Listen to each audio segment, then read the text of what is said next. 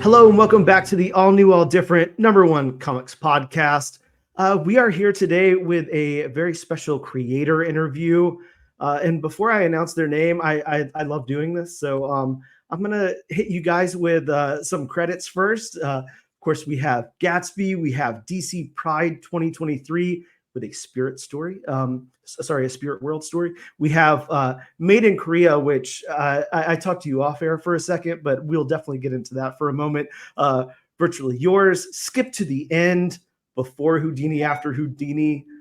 We've got Marvel Voices, Spider-Verse with a Silk story, Southern Dog, Scanned, Marvel Voices Identity with a Mantis story, Pulp, and of course the upcoming 5-part series What If Venom, with part 1 releasing on February 28th. And that is Jeremy Holt, everyone. Jeremy, hey, how the heck are you? So good to have you here. I'm well, Dan. Thanks for having me. That's quite the list you rattled off. I forget how much I've done. I mean, a lot of that was small press publishers. So, like, I'm sure most people haven't heard about 75% of what I've worked on. Well, I can definitely say, there's some really awesome stuff in there. I haven't read everything, but again, I'll gush on Made in Korea for a bit, but definitely, if you guys haven't heard of Skip to the End or read any of Skip to the End, I promise you're going to want to do that.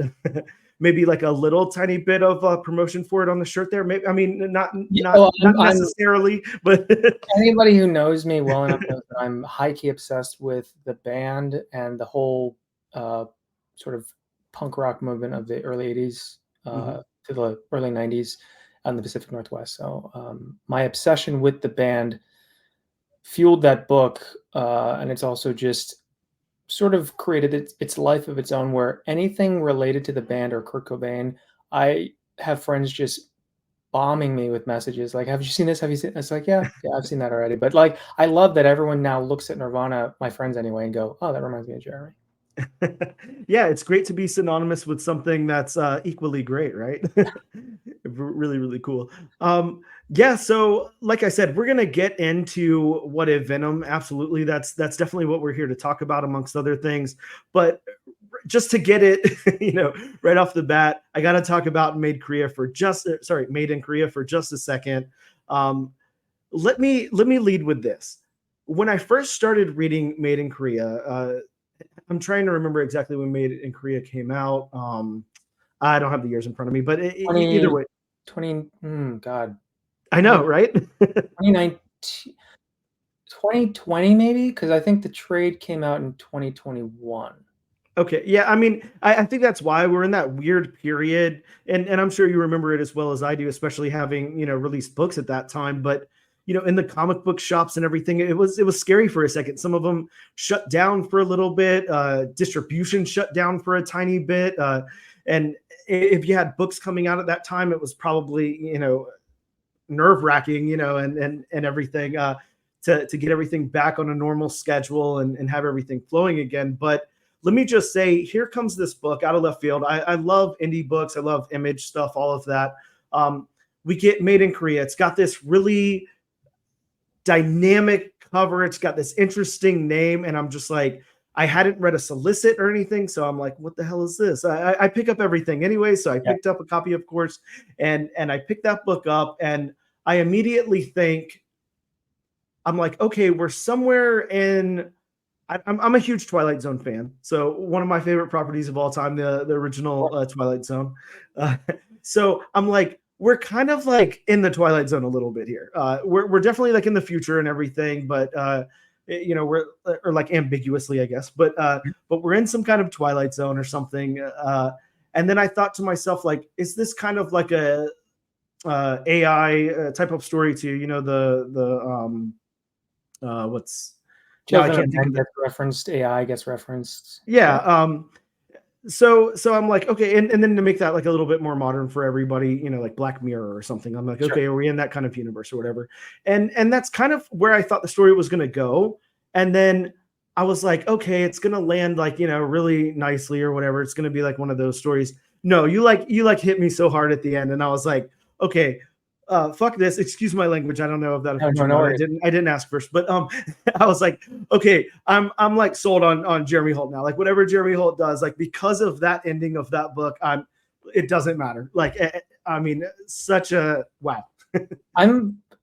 I appreciate the praise. The ending, actually rereading it, I have less confidence in, because I didn't realize this until the lettering phase of production for the last issue, where my letterer, Adam Wallet, who I've been working with for close to a decade now, will only send me pages that he's lettered. So if I've written no dialogue or no sound effects or anything, he won't send me those pages. So he sent me the batch of lettered pages for issue 6, and I was like, "Hey Adam, was there an upload problem? Because I only got 11 pages." He's like, "Buddy, you only wrote on 11 pages. Like, there's no dialogue." I was like, so then I read it, and it reads very quickly. And so I wasn't really thinking about that at the time. I think as a collected trade, it reads a bit better, but as a single issue, I, I, I did come across some reviews where like, there was like people complaining about there's no words or no dialogue going on. But I'm glad that the ending had an impact on you. So that's nice to hear.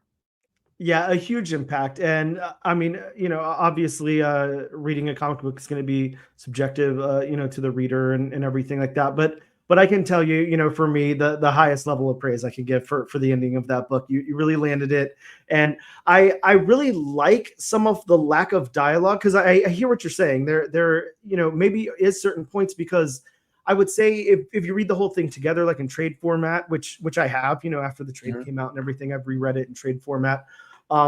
It definitely, I love the way that it reads in a trade. I love the cliffhangeriness of the individual issues as well, but that sparseness in the dialogue at certain points just adds to like the tone of the story for me. It makes it so creepy, and then it makes it kind of almost live in one of those like Twilight Zone-esque worlds. So Yeah, I think for me, that was an opportunity to exercise a bit more confidence in not only my writing, but also the arts. And Gigi gets all the credit in that regard. She really brought that book to life. And so for me, I look at the art and I look at a collaboration with an artist as, it needs to be collaborative. And I think early in my career got really, I think this is a mistake a lot of writers do, where you just write a lot of dialogue, you over explain a lot of exposition, and you forget that the art is also supposed to be communicating the story, and they're supposed to work in tandem. So Maiden Korea came in my career at the right time, where I had the confidence to kind of let the art carry parts of the narrative that it needed to carry, and I didn't need to say anything. That's been a completely different experience working for someone like Marvel, where they're very much like, they need to be talking. They need to be talking. I'm like, I don't want them to be talking, but okay. yeah, I can definitely imagine that. There's got to be such a different process, and writing your creator own stuff, or writing like an independent book where you have like that complete control there, where you're like, let it breathe for a little bit, let the art speak here, and then they need a little bit more dialogue injected in the stories from the big two. Here's the last question I'll ask about Maiden Korea, and then we'll move on. Because again, I said I don't want to fanboy out too much here. Let me get back down to basics. But I'm not going to spoil the end or any potential or anything like that of the book. But is it ever possible it's something you would revisit? Is there a volume 2 in your head or anything like that? Did you leave it off on the perfect mark? What are your thoughts on that? Absolutely, there was a second arc. People who have read it, Kim Dong-chul, who's the bioengineer programmer, he has a cousin. And so for me, the second arc would have pushed further into that future of that world. It would have focused on the cousin. It would focus on why the cousin's doing what he's doing with this proprietary technology that he's essentially stolen, but he's using in kind of a black market way. And so it would get more into the body horror, the sort of like body modification, more techy than even the first story arc explored. So yeah, I definitely have ideas for it. The reality doing a book at Image is that unless you're a really big name, Image does not front page rates. Mhm. So Gigi and I worked on that book essentially on spec. And so the arrangement is obviously Image has to take their percentage from printing, but you own everything outright. And whatever it makes, you split with your creative team however you see fit. So it's a big risk for the creative team to assume that the book will sell well. And I think Main Korea sold decently for what it is. But it is really hard to convince my creative team to sort of get the band back together when, there's financial concerns, just living life. It was this unique opportunity where Gigi was prepared to work on this on the side while she worked on other projects. And it's why it was delayed, because by the time we got the green light, she had already accepted a book offer for something else. So I had to essentially wait a year. So like we would both like to do it. I see other avenues that I'd like to explore more of that story outside of comics, which I'm developing. I have written a pilot script for a TV series adaptation that I'd love to see happen. That's in really early stages. But the things I mentioned in that second arc, I've sort of baked in to that TV adaptation for sure. Amazing. Yeah, I can't wait to hear some more about that whenever that comes down the pipeline. So very, very cool. I guess let's go ahead and get into What If Venom then. I guess the reason I've called you here today. uh, Definitely, I want to start off with the beginnings of this. So I always like to ask this, and sometimes this is a dumb question. Sometimes the answer is kind of like you almost throw your hands up and want to roll your eyes at the question, but feel free. I won't be offended. But where did the idea come from? And did you approach Marvel? Did Marvel approach you about it? And what's the genesis of this? Great question. So, from my personal experience, it's usually an editor at Marvel who comes to you with an opportunity. Mhm. Um, so, my first start was because of Made in Korea. An editor reached out to me about doing a short story in their Voices anthology. So, um, I asked which characters were available because it was specifically for AAPI month. So, I was like, what Asian characters do you have available? And the ones that I was familiar with obviously were taken. So, I was like, "Do you have anybody that's biracial? Because I'd like to tell that story too." And so I landed on Silk, or sorry, not Silk, Silhouette, who is a crime fighter from New Warriors from a '90s team up in New York City. And that character was written very problematically in the '90s, as I'm sure a lot of characters were. I mean, there's a scene where she can move through shadow, but for whatever reason, her clothes don't go with her. And I always was like, why? So she teleports at one point into the middle of a gunfight with the Punisher, and she's stark naked. And I'm like, this is absurd. So with that, I, really wanted to give her, a better story, and she doesn't have a civilian name. And so that was my hook, was identity, right? That was the whole theme of the anthology. And how can a superhero exist without having a civilian name? They can't compartmentalize their lives. So, that worked out. And then that obviously got other editors on my radar. And um, another editor reached out about the Silk story, and that editor really gave me a lot of leeway because I wrote a 10-page Silk story from a first-person POV, which when I pitched it, my editor said no. I said, you know what? Either we do this or I'm not going to do it. Like, I want to do something I want to do, and like I don't think this is outside that realm of possibility.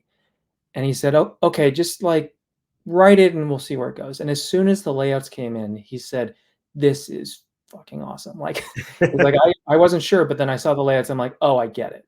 So I do give credit to my editor, Devin, for giving me sort of that opportunity to tell that story, which I think was great because then I think a few months later, they did a Nightwing first person POV with Mhm. DC. And I was like, hey, this sort of story format can work if you do it right. I like that mine was published first. um, but yeah, Devin came to me and was like, "Do you want to work on a miniseries?" So the only other long format Marvel work I'd done, I'd done a Iron Fist 6-part series for their digital Infinite Scroll Mhm. comics, and I worked with the character Pei, which was cool. but it wasn't in print, and it's like, you always want to hope to be able to do a miniseries at Marvel. And so this came up, and my editor explained the history of What If. I'm going to be completely honest. I didn't know how far back What If goes. I mean, it goes way back into the 80s. And so I was like, sure. The only request he had was, I need you to try to come up with a concurrent storyline, because what happens is we take these individual heroes who get, a what if scenario, and then we just inexplicably bloop them into the same timeline, and then they have to face a bad guy, which we could do, but he said, that's not something I'm interested in pursuing again. I said, okay. So I said, who can I use? He said, just throw out some names. So I threw out a bunch of names, and I got the thumbs up for all of them. So I was like, okay. So I came up with a storyline, a revisionist history of the character, based on the Eddie Brock scenario at the church. So I basically have another hero step in, and then Venom's history goes in a completely different timeline. So I did have leeway to kind of tell, a side of Venom I don't think anyone's seen. The thing I wanted to focus on was not only the physical bond and the way that parasite commandeers a host, but I thought what was more fascinating was, what is Venom's psychological prowess? Because, we all know what Moon Knight can do with his multiple personalities, but Venom can tap into a host on other levels than just taking over their arms and legs. Mhm. And so I thought, that's what I want to focus on. So my editor has said, this is a very heady concept you're trying to do, but he's helped me sort of ground it, because some of it, he's like, this is too subtle. It's like, okay, fair enough. So it's been a learning curve for sure. Such a cool concept, though. I immediately, whenever I heard about it and saw that it was, like I don't know, I mean, a miniseries, like a 5-part, I thought, this is exactly like what every comic book reader does. They take like a character and they kind of like mash them up. Like, well, I wonder what would happen if this character did this, or if this character, had the powers of this character also, or whatever. So it's really, really cool that I'm not trying to downplay your work here by any means, but just on the ground level, like on the most basic level, or it's or fanfic. whatever. At its core, I Right? got to be sponsored by Marvel to write some fanfic, essentially. Which is And I so do see cool. Secret Wars behind you, which is cool. So I did Yes. read a ton of Venom's original history. Ah, And yeah, so to answer your question, sorry for the long-winded answer. no, you're fine, but please. My editor came to me with the blueprint of an idea, and so I riffed on that. I had pitched something entirely different that was not even sort of a what if structure, and I just swung for the fences. And he said, "That's a really cool idea. It's not what if, but let's just save it. And depending on how this does, maybe we can revisit this larger idea, which would be potentially sort of a symbiote event I could sort of orchestrate, be the architect of." I'm going to just temper expectations at that point. Probably will never see the light of day, but yeah, I do like the fact that I got to take these heroes and bond them. And the struggle with doing anything at Marvel or DC is just continuity. And it's very different to create our own comics, obviously, because I'm beholden to a history, Mhm. as opposed to my personal stuff. I make up whatever I want. So that's been a huge learning curve that has been a challenge for me. And I realize the Venom thing is hard enough to write about Venom, the character. It's exponentially more complicated when you write 5 other well-known heroes into Venom's history, and then you have to be mindful of each hero's history and where you can and can't go with them. And so it's been a learning curve, but I've really enjoyed it. And it'll be fun to be able to promote a Marvel series for the next 5 months. Yeah, exactly. um, I like that you point that out. That's something that I think a lot of people, a lot of readers aren't really thinking about, or whatever. You go to these hugely established characters, these big characters. Venom, such like I don't know what you would call him, like a fan favorite standout since Venom came about. And then you're going into things like Doctor Strange, Loki, all of this really, really storied, history of characters and stuff there. And yeah, you've got editors and all of this, but I mean, I can only imagine the amount of research and books and everything that you have to read, to make sure that you're telling the story coherent enough with the history of what's going on. It is a lot. I mean, my first foray into it was doing the silhouette story, and my Mhm. editor gave me a bunch of material. Or sorry, I also did a Mantis story. Well, I'm forgetting what I've been working on. So I did Mantis, and that Mhm. was even harder And the because I didn't identity. realize Mantis went all the way back to the 70s, 60s, and so she was an original Avenger. She, at one point, was a stamp. I mean, that's how popular she was, and so that was hard because my editor essentially was like, "Here's over 1,000 pages of back issues," and so I read all of it, and a lot of it is great. A lot of it didn't apply to my story, but you need to absorb all of that to then distill what you want to take away and use that isn't treading on something that's already been done. I think that with Venom, it was a bit easier again because of the what if Mhm. construct, and I didn't have to go, well, this has already happened or this didn't happen. It's like, well, this is from point one. After Venom gets burned by Peter Parker, I sort of have free reign to do whatever I wanted to do with him. Very cool. Yeah, I love that whole idea though, and stepping in right there from the beginning and then telling that story, with different characters, just such a cool approach there. I really love it.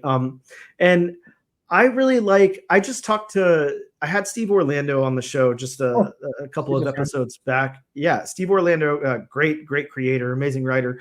And Steve was, we talked about the Miguel O'Hare Spider-Man 2099 that's just wrapped up. Issue 5 of that just wrapped, and almost, I mean, definitely not the same concept. A different vibe there, but we're taking Miguel and we're putting Miguel in these different situations and introducing kind of like new villains in the 2099 world in each issue. And there were weekly issues came out, 5-part series, weekly issues. We explored, Blade, Marvel Zombie, Terror Inc., Man Thing, all of this throughout that series there. And the really cool thing about that to me was, that Steve was able to play in that sandbox, able to take those characters, not really. I mean, I guess you could say mash them up because you're making a new character for the 2099 universe, but kind of like you are here. You're taking these uh, established characters and putting them together with the symbiote, and then making it part of the what if series, and just really cool things that Marvel's trying out right now. I think a lot of times things can get bogged down with all this long continuity, and then people complain about events. I'm not one of those people. I love events. Like, throw me an event anytime. I'll buy every single tie-in and everything else. Like, I'm all about it. But some people do. They say it's too much to keep up with or whatever. And I like the concept of this, and also what Steve was doing over there. It's kind of like you can just get in. There's 5 issues. Like, get in. Take what you want out of it. If you want to love a single issue and then maybe not one of the other ones or whatever, like, fine. There's not too much like through line in between all of it, but just a really cool concept. I want to ask you this, and again, I'm not at any point in time asking for any spoilers whatsoever. So you don't have to worry about that. But aside from what you've told us so far, like, what can we expect throughout this series? Great question. I think what I would advise people is to keep an open mind. Mhm. Um, know what you know about Venom, know what you know about the heroes, but just be open to where the story goes. Because again, I'm trying to focus on an aspect of the Venom character that I don't see gets explored enough, and I think is way more interesting than the physical bond. And this will be explored through the hero's struggle. And the assumption is that, from what I've understood with the history of the characters, that a bond occurs and then the host and Venom make an agreement. Mhm. And sort of my hypothesis or thesis on this is that I want to see what happens when the host doesn't agree. And so how can I tell that story where, we know how to separate the parasite from the host? There's sonic sounds, there's fire, there's things of that nature. But the challenge for me was, how does Venom weaken a host where they have to comply? Mhm. And so that was, again, if you look at just like something as basic as sleep deprivation, I don't care if you're Bruce Banner, if you are sleep deprived, you're sort of helpless. And no one, as far as I can see, has ever explored sleep deprivation from a character study. So that's really sort of, I mean, I suppose that's not too much of a spoiler, but just Venom is taking over uh, without permission, essentially. And so, how does that play out? And what is Venom's ultimate goal in the end? So, I think again, go in with what you know, but also check it at the door and just strap in and see if you like the ride. Yeah, some amazing concepts to like ponder there, and I love how you point that out. That's something that again like goes. I don't know. People don't talk about it much, but it's such a huge thing. I mean, just imagine how shitty you are off like not getting enough sleep or something. It's something so simple that we don't like to think about a lot unless it becomes a problem for you. But yes, sleep deprivation. I mean, I I can't think of a time where I, went a whole night without sleeping. I have friends that, have. I have, people who I know who work overnight or something, jacked up on caffeine and all of this. And it's just, so much changes about their demeanor and about them. And yeah, you're right. Such a interesting thing to ponder. I can't wait to It see is, and elements it's of that. like the sleep deprivation is interesting. I think every superhero and every person in general has their own trauma. Mhm. And that to me was exciting because nobody is impervious to trauma. No one is free of it. Everyone has their own trauma based on their own lived experiences. And for me, I want to see what Venom does when he pipes into that trauma and he can basically manipulate the host. And it's like, when you have I used to suffer severe panic attacks. I've experienced my own personal traumas, and it's like when you're stuck in that panic, you cannot get out. When Mhm. you're in a full-blown panic attack, the only real solution in the moment is, I just want to die. I just want this to be over. And I'm sorry, I don't care if you have adamantium claws. If that's the headspace you're stuck in, you're not fighting anyone. You're not Mhm. fighting anyone. So again, it's just seeing how Venom manipulates the hosts, and basically does what he wants, which, to a degree, we see that in his storylines, but this is going to be taking it to another level, I hope. Some really really exciting stuff to look forward to there. I definitely like to ask about the working relationships of from artist to writer or sorry, writer to artist, and you touched on that like a little bit at the beginning. But I think it's a nice peek behind the curtain, and we do absolutely have a lot of people who write into the show, who are aspiring writers or artists themselves.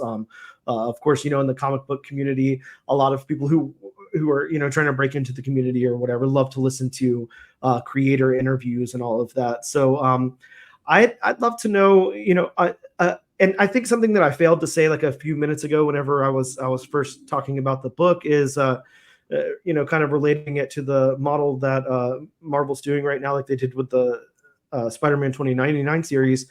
Each issue is illustrated by somebody different. So I absolutely really really love that concept. I think that's so cool. That I don't know if that's like something that's better for you or was more work for you, and you definitely don't have to answer that on air. But That's a good question. Working for Marvel, as a writer, you are very much siloed. So your editor, depending on who that is, will obviously throw you names, will tell you who's working on it, but they didn't ask for me for a list of artists. To be honest, I had to let that go because I am very particular about style, regarding stories. But knowing what this is, it's like anyone that my editor wants is probably going to be fine. So I think, as far as like career advice and breaking in, I think the first thing you need to do obviously is have a goal. What do you want to achieve? Mhm. For me, it was getting published. Like, I was not interested in self-publishing. To me, and no, not to knock anyone who kickstarts things, because I have a lot of friends that do, and they make a really good living and lifestyle off of it. To me, it was never satisfying, the thought of self-publishing. the thought of raising money myself to fund a project. I wanted the acknowledgement and the respect of my peers. So that was my goal. Your goal might be different, but what's more important than having a goal is to being able to move those goalposts. So me wanting to be published was the goal, but it wasn't happening for years. I mean, I didn't get first published until 6 or 7 years in. So I wanted to quit all the time, and I did. There were like month stretches, half a year, even a year where I was just like, I'm done. I'm done doing this. I don't like it.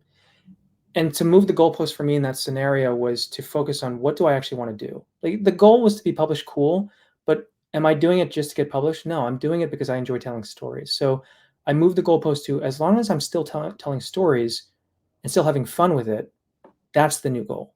Just to follow the fun, as I heard Jordan Peele say in an interview once. He's like, follow the fun. And through that, I kept going. And that's really the only rule in making comics is you can't quit. And comics will never love you. So you're going to want to quit, but you just can't if you want to reach your goals. So that's what I say. And honestly, to do work in Marvel and DC, you're never going to be able to do it right out the gate. I recommend telling your own stories, A, because it's more fun, B, you own that stuff. And if it does reach an audience or a publisher, that is when Marvel and DC will come knocking. And then by that point, you will have developed a routine, a craft that you can then sort of have fun with in the Marvel and DC sandboxes. Yeah, some stellar advice. Definitely, for all of our up and coming creators. I think, a lot of times it just sounds as simple as, sit down, develop your story and make sure it's a good story. That's something that you can personally tell. But yeah, you're right. You have to get in there and have like a goal in mind, and make sure that, you one achieve that goal, or it's an achievable goal rather, or that you can move those goalposts. I think a lot of times, people look at that before they get there and see that as like a failure, like if I have to change something or Yes. whatever. And I don't think it is. I mean, I think you have to adapt to your situation. You have to adapt to, look, this is something like you were talking about, kickstarting things and stuff a minute ago. I agree with you there. I definitely, have the highest respect for anybody who can do that. I personally, it's too much pressure for me to sit there and think, what happens if I don't get this funded? How am I going to reach out to every single person I know and ask them to donate money to something? And then on top of that, expect people I don't know and all of that. Yeah, it's a lot. But we all work in different ways. So yeah, really cool. Yeah, and I think to your point, like a fixed mindset is sort of the death of creating. You can't go in with a fixed mindset. And as far as anyone listening to this who wants to write comics, I don't believe in writer's block. I don't think it's a thing. I think it's an excuse. I think the way to address it, for me, and I recommend this to everybody, is go to therapy. Go to therapy because it does two things. A, you learn more about the human condition through your own lens, which is relatable and it's something you can digest and understand. There's so much to yourself you can explore. And when you explore that through therapy, figure out how to take your very lived visceral experiences and weave them into some fiction. Because what I was doing for the first 7 years of my career was I was trying to write towards an audience. I was trying to write towards an editor or a publisher. And it just didn't work because there was no, lack of a better term, heart behind the work. And so my initial assumption was that nobody cares about my problems. Why would anyone want to read about my problems? And then I just realized, well, my fear is that someone's going to take my ideas. I think a lot of people have that fear.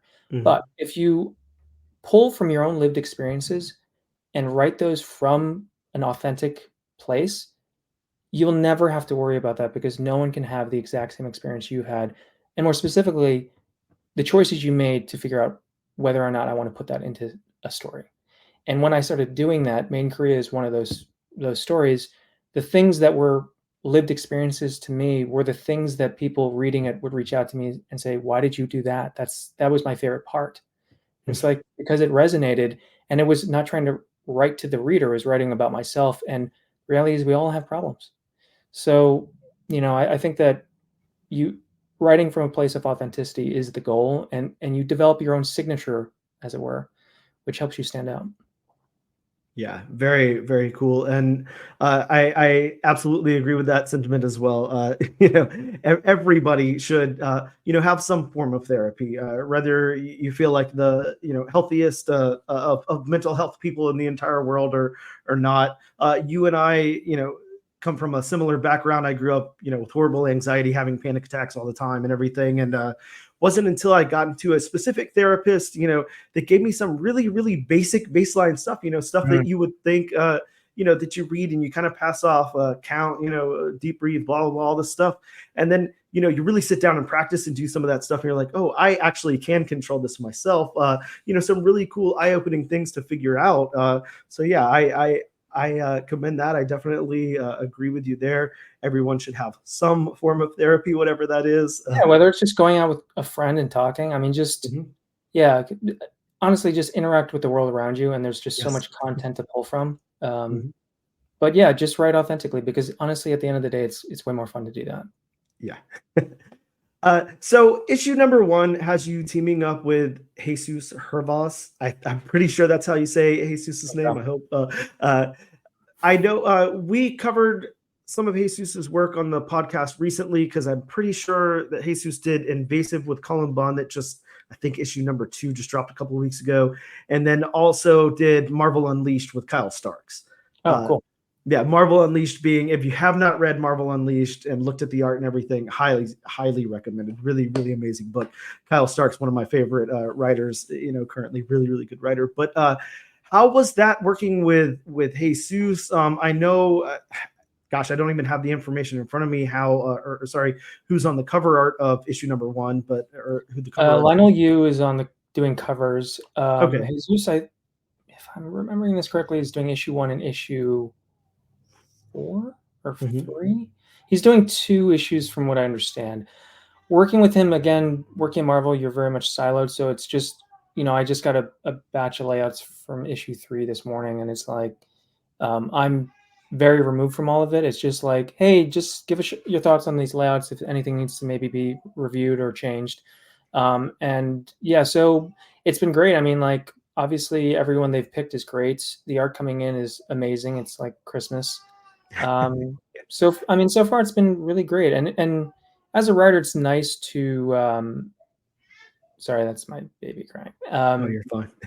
We usually have dogs barking on the podcast, so it's no problem at all. It's, to me, it's kind of a luxury to not have to be the project manager. Like, when you do creator on comics, as the writer, you are also sort of the project manager, the editor, and the publisher, so to speak. Because most indie publishers, they have production staff, but usually you have to present something that's more or less completely done, ready to go. So it's nice not to have to do that. And it's nice to just kind of sit back. To me, I equate it now to like an actor sitting in their trailer waiting for, a PA to be like, oh, you're needed on set. And it's kind of nice. I mean, like, I'm not running the show, which in some regards I do enjoy, but doing this stuff, it's nice to just be like, hey, what do you think? So yeah, Jesus has been awesome. I think he was a good pick for the debut issue, which I'm really excited about, because it sets the foundation for what happens in the next 4 issues. So it was important to get someone who could really hit a home run in that regard. Yeah, really, really great artist there. I can't wait to see that. Well, let me get off of that. And again, we're hitting like the 40-minute mark here, and I don't want to take up too much more of your time. But you got, what else do you have in the works? Anything that you can talk about? Anything up and coming? I have stuff coming up that I can't talk about. I'll happily tell you off air. But yeah, I have something really, really, really exciting that I just got news about last week. So I'm really excited to start work on that. I think I should be having an announcement for my next graphic novel, hopefully in the next month or so. But that's coming out through a more traditional book publisher. So it's weird that, the pub date is so far into the future, which is so different than monthly comics. And a part of me is like, I'm excited about doing graphic novels because I do prefer having a one and done product to sell if I was at a convention. But I also sort of do get FOMO when I see my friends being like, "Oh, my issue #1 dropped," which means they're just yeah. My friend Zach Thompson just tweeted like, "It's February. I have a creator-owned book coming out every month until the end of the year," and I'm like, "God, that's awesome." So yeah, a little bit of FOMO, but yeah, very excited about the stuff that I have coming down the pike.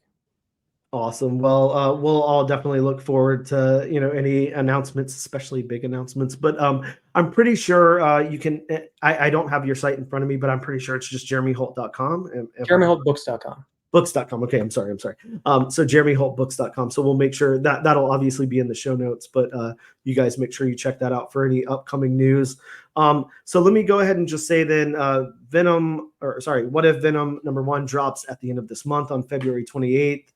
Unfortunately, FOC for #1 obviously already passed on January 15th, but you guys, FOC for issue #2 is not until February 12th. So you still have time to like flood your local comic book shop with emails or phone calls or whatever. I can promise you this, like I love all the covers. They're all freaking amazing. But #2 just holy crap, like blows me away, like the regular A cover for that. So that's definitely one you guys are going to want to hit up your local comic book shop and let them know you want like 4 or 5 copies of in your pool to make sure you have plenty of that cover. So whenever you see Jeremy at like a convention or something, you go get like 2 or 3 signed and some slabbed and everything else. But and then we have a release date for March 13th on that one, and then issue #3 is dropping April 17th, I believe. So and again, all of your stuff will be in the show notes. Jeremy, is there anything else you want to plug? Any socials, or if not any of that stuff, anything you're like just currently really digging right now? Books, music, movies, whatever. Oh, that's such a complicated question. I don't read enough comics nowadays. You can find me on social media just at Jeremy Holt Books. The comic I read most recently is James Tynion and Josh Hickson's The Deviant #1 through Image, which So good. it was like a 40+ page debut, and it just I loved it so much I bought an original page from Josh from issue 1, and like that thing just moves like I hate to say it moves like a movie, like prestige television, Definitely. like Fargo or something, and it's so good. I recommend that. And yeah, that's about it. I mean, as for what I'm watching, for reasons unbeknownst to me, I decided to watch the 80s sitcom Who's the Boss from beginning to end, Wow. and that is remarkably enjoyable for 8 seasons. So, yeah, Who's the Boss is great. Tony Danza is amazing. And yeah, that's about it. But thank you for having me. Yeah, Jeremy, thank you so much again for your time. Much appreciated. And yeah, everything will be on the show notes. Jeremy, thank you so much. I hope you have a wonderful rest of your day. Likewise. Happy weekend.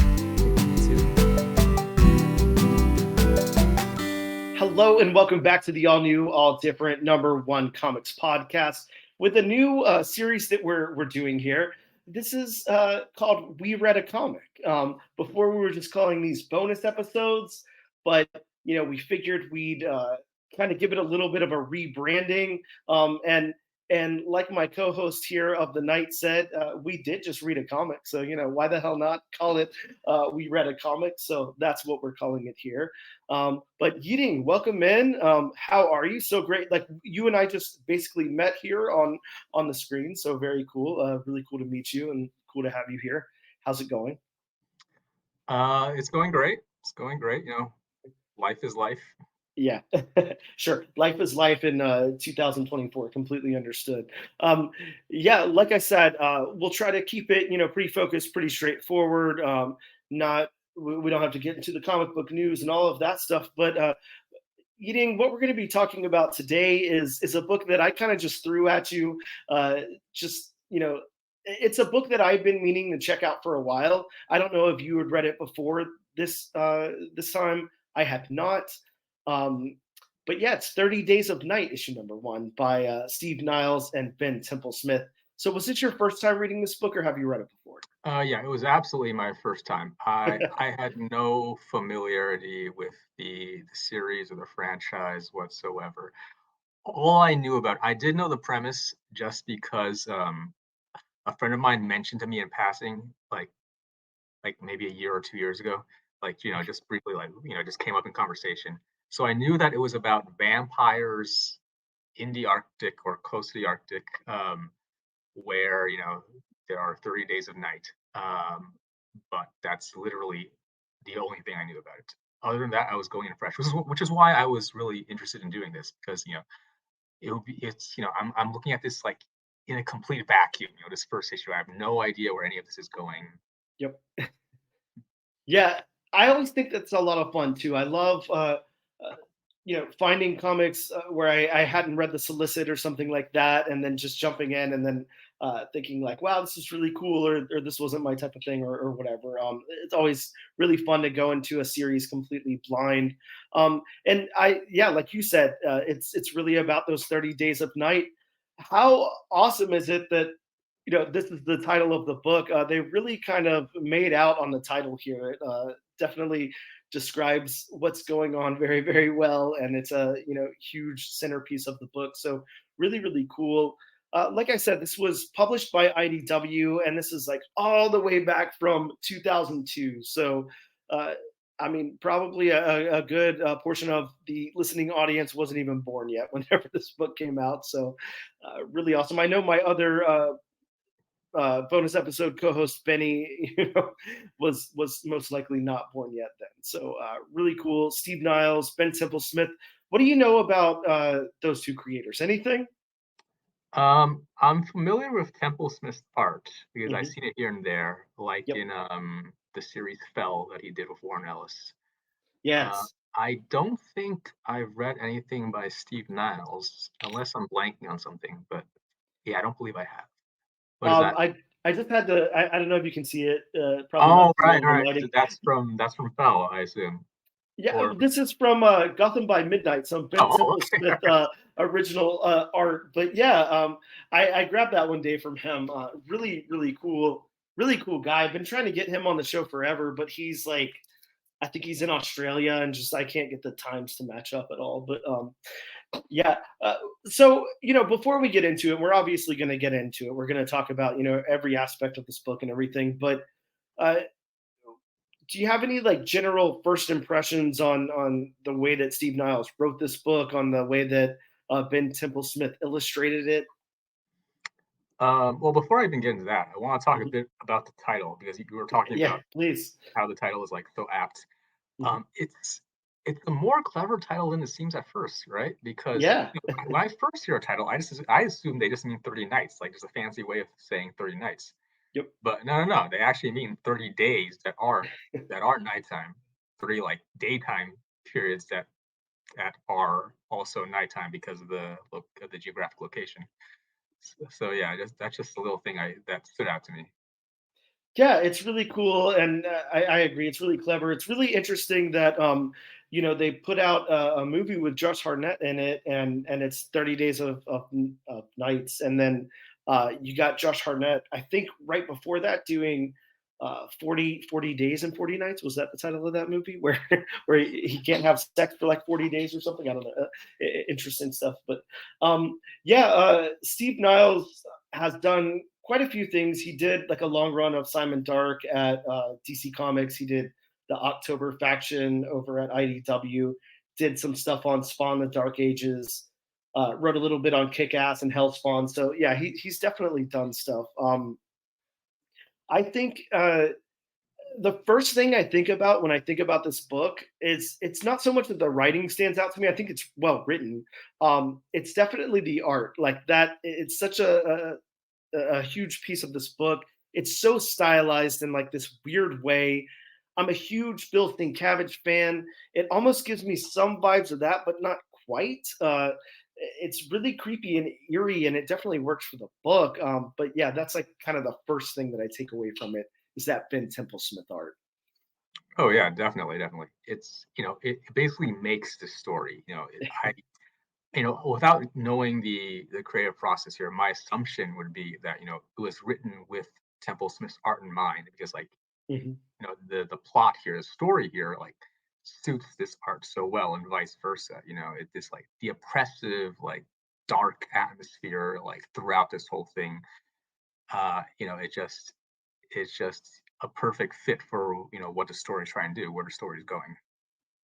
Yeah, exactly. I think you think about some of those scenes in the deep snow, and it's pitch black outside. We've got the contrast of the white snow, and then these hyper violent, hyper gory vampires just tearing someone apart with blood and visceral everywhere. So yeah, really really cool stylized art on that. Well, let's get into the story then.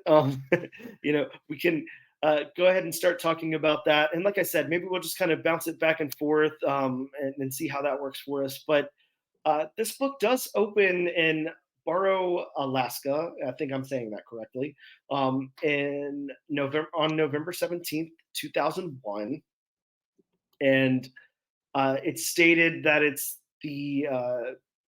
the town is known as the most northern point community in North America, and it's known for its below zero temperatures and darkness. And then it's noted that the sun doesn't set between May and August and doesn't rise between the middle and of November and middle of December. Um, and then it's kind of set that today will be the last day that the sun will shine for 30 days. And uh, if you feel comfortable, taking it from there. Yeah. The opening page Mhm. is very okay. So this was written what in 2002, right? Yeah, yes, I believe so. Yeah. So I think I'm always like timelines are always kind of fuzzy for me at best, but I Mhm, think this would have been around a time like decompressed storytelling really started to like become a big thing. mhm, And we have this like very decompressed opening here, where the first page is just literally just the reveal of a town. And decompression sometimes gets a bad rap, but like this is an instance of like how it can be used very effectively, I feel. Because yes, on one hand, it's not progressing the quote plot very much, mhm. but it is such an effective atmospheric opening. It just conveys that sense of like isolation of the town of Barrow that the story sort of pivots around. Yeah, it really does. It really, kind of illustrates that, and then we're given like the tiniest bit of exposition, and when I say that, I mean you could take that narrative there and say that they're really kind of saying a lot or whatever, and they are, Oh, but just to be it's clear, I was talking about like the first page entirely, but yeah, yeah, go ahead. okay, okay, yes, well, yeah, that first page, yeah, I don't have it open in front of me, but yeah, as I remember, yes, very very intense. It's on the, it's showing Burrow there, and everybody, kind of, it invokes the sense of like the town's about to shut down basically. We're about to start getting these 30 days of night. Eh, so much is shown there and not said. And then when I talk about that exposition that kind of happens a little bit later through some of the panels and everything, through some of the narrative of the book, I think that those opening shots really do say a lot of that without saying it in the exposition. So yeah, from there we go over to we kind of meet our main characters. We meet Evan and Stella. I think yes, Evan is how I pronounce his name. Sorry, and um, and Yeah, it's like now a that you mention really it, I Mhm. I just realized it's one of those names I've only ever seen in writing. Yeah, right. It's like, I have also I have said no this idea out how. loud? Yeah, Eben, Evan, yeah. And I always second guess myself anytime I say a name. So, well, like I said, it could be Sam, and I would, be scared that I said it wrong. So, uh, I like the scene that it opens up on them. I like the way that it we're introduced to these characters. I like how we're seeing that they're both cops or whatever, and they're investigating the scene of all these stolen cell phones and finding out what's going on there. It's very interesting because I feel like in a lot of other books there would be a little bit laid out before that, before we got to that issue of the cell phones disappearing and then finding it and everything like that. I think that Steve Niles, really sets up the story nicely with the way that he does that. Them finding those cell phones, and they're kind of buried in a hole there. Have Yiding, did you say that you've seen this movie or you've not? No, I've never like all I knew was the premise. Okay. Yeah. So no, yeah. So I had no idea what was going to happen. And yeah, you're right. I mean, I didn't really think about it, but now that you mentioned, yeah, it is. It is a very sudden development. Like we're jumping right into this situation of the cell phones all missing. Yeah, and I think it's the atmosphere of what's going on itself that really lends itself to the way that the story is told and everything. uh, we we don't have to spend too much time on kind of the town shutting down and everything. That's kind of told through the art in itself, like I was talking about a minute ago. And then we kind of jump straight into action, and it's not the action that we're that's I don't know. They're not foretelling the action of what's going to happen in the series. We don't even actually know that anybody's a vampire in this issue. I mean, it's not really addressed uh, by name. I don't think they say the word vampire in this individual issue that I recall, unless you do. Yeah, I don't think they did. No. Hmm. And I think if you had no idea what the premise would be, I think this scene here of the cell phones, it would be, it's a very effective scene because it just makes you wonder, like, what the hell is going on, Yeah. Why are there like, there are like, you know, a pile of like someone stealing like all the cell phones in a town and burning them up. That's an odd development, It's like that's not serial killer behavior exactly. That's just weird. So yeah, it definitely catches your attention and makes you wonder what the hell is going on. Yeah, it's very odd. And then you think about how, the town's basically about to shut down. Uh, they're basically about to, be in dark for 30 days. A lot of people leave the town. Now, if you look at, you know, the places that this, kind of really happens, or even, scenes from the movie and stuff like that, where they can expand upon it a little bit more, a lot of people don't stay during this time. It messes with people's sleep schedule too much. All of that. They have other things they have to do, whatever. And a lot of people leave town whenever this happens. So for this to happen, for this to be like our kind of point of action here, where everybody's cell phones turn up burnt in this hole. It's kind of terrifying if you think about it. Of course, it was the early 2000s. I guess people weren't as reliant on their cell phones as they are now. I mean, now I can't even imagine how this would happen. You have it glued to your side all the time, so nobody's grabbing my cell phone without me noticing. But I guess maybe in 2002 it would be a little bit easier to, you know, kind of leave it over there next to your nightstand plugged in and not really worry about it. You couldn't really go on Google or anything like that in 2002 on your phone, so I guess I could see it happening. But Yeah, I think these days it would be definitely a much harder task to accomplish something like this. Not just yeah, because everyone like has their cell phones with them all the time, but people have like their cell phones and like two or three other digital devices usually. yeah, exactly. Yeah, it'd be much more difficult now. I'm sure they could mess with the Wi-Fi or 5G or something instead. But yeah, they'd have to figure something different out. Now back to the story. The couples watching the sunset together, and this kind of happens because Evan is pretty insistent on going out and doing whatever he's got to do, but Stella is very uh, if if you don't want to get in a giant fight, if you don't want to sleep on the couch tonight, whatever, you're gonna stay here and watch the sunset with me. So so Yeah. that's what they do, and then it flashes over. And this But is before we something get to that's that though, let sure, me yeah, ask you, like, please. how old do you think they are? Because this is something that I don't think is entirely clear. I would assume they're supposed to be an older couple, like Yes. based on a few clues, like the name, for instance. I don't think many young people are called Eben or Eben or however it's pronounced. Yep. Um, and also, like some of his expressions, like "hold your horses," I think he says at the beginning. So I mean, Templesmith's art it's amazing, but it's not always easy to tell people's ages. So I'm just curious, like, what did you make of this? Like, what was your read on their age?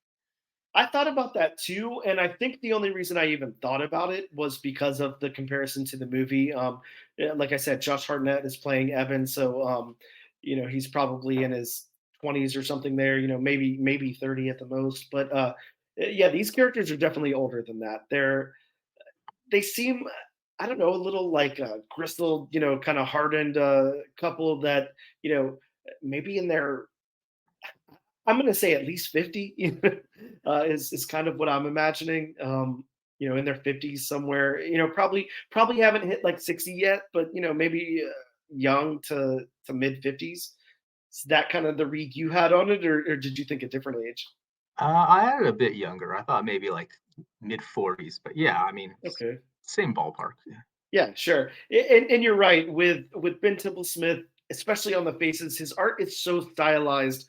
I think that sometimes you'd have to be a huge fan of his art to really enjoy some of the faces. The way that he does them. Um, I don't think it's for everybody. And he is a great artist.